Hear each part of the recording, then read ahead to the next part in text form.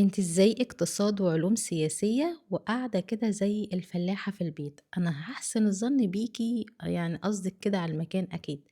عمومًا هاعتبر إن الفيديو ده فضفضة وهاجاوبِك على السؤال. مبدئيًا كده أنا اشتغلت كتير جدًا أنا خريجة اقتصاد وعلوم سياسية جامعة القاهرة، ومن أفضل وأحلى الكليات اللي أنا يعني لو ما كنتش دخلتها مش هاحس بقيمتي بصراحة. من أحلى حاجة حصلت لي، وأحلى حاجة إن أنا عِشت هناك في القاهرة برضه كتير، وعلى قد ما باقدر باروح هناك وبانسى حياتي خالص وبافتكر كل حاجة في القاهرة، يعني أهل القاهرة يعني أي حد يقول لي كده من القاهرة في الكومنتات أحبه كتير جدًا.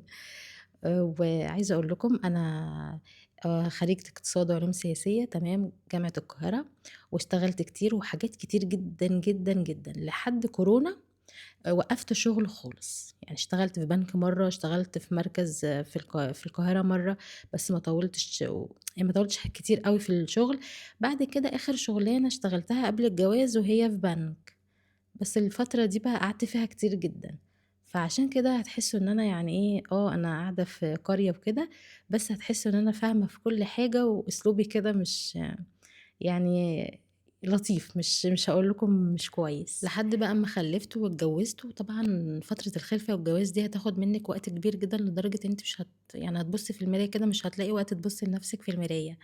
الفترة دي طبعًا خلاص عدِّت كده، بعد كده بقى إيه، لأ ده تفرّغت، خلاص كده حاسة إن أنا عايزة أشتغل وأعمل. بعد كده فتحت حضانة أو مركز تعليم اللغة الإنجليزية، بس طبعًا بعد كورونا بقى سِبته لأختي كده وربنا يبارك لها فيه يا رب. بعد كده بقى حسيت إن أنا عايزة أعمل حاجة، فتحت قناة واشتغلت وعملت لحد ما شُفتوني هنا. فأنا مش ما باعتبرش أوي قعدة البيت يا جماعة إن أنا قاعدة فلاحة بقى ودي سُنّة الحياة، مهما اشتغلتِ ورُحتِ وجيتِ فأنتِ مكانِك في البيت، بيتِك هو مملكتِك زي ما بيقولوا، فمش معنى إن أنا كمان قاعدة في قرية يبقى أنا فلاحة أو أنا باحس الكلمة دي كإنكم كده بتشتموني كتير. وباعتز بيها في نفس الوقت والله، يعني باحبها جدًا يعني. الوقت أخدنا كتير وخلاص أنا من الشرقية يا جماعة، وقولوا لي بقى أنتم منين، يعني أنتم عرفتوا أهو نبذة عن حياتي، فأنتم بقى قولوا لي أنتم منين، وأهل القاهرة بقى يعلّقوا لي كتير كده لو أكيد أنتم بتتابعينّي من القاهرة كتير يعني، لإن في إحصائية بتقول إن في القاهرة في نسبة كبيرة جدًا من الناس بيتابعوني. فدي كل حاجة.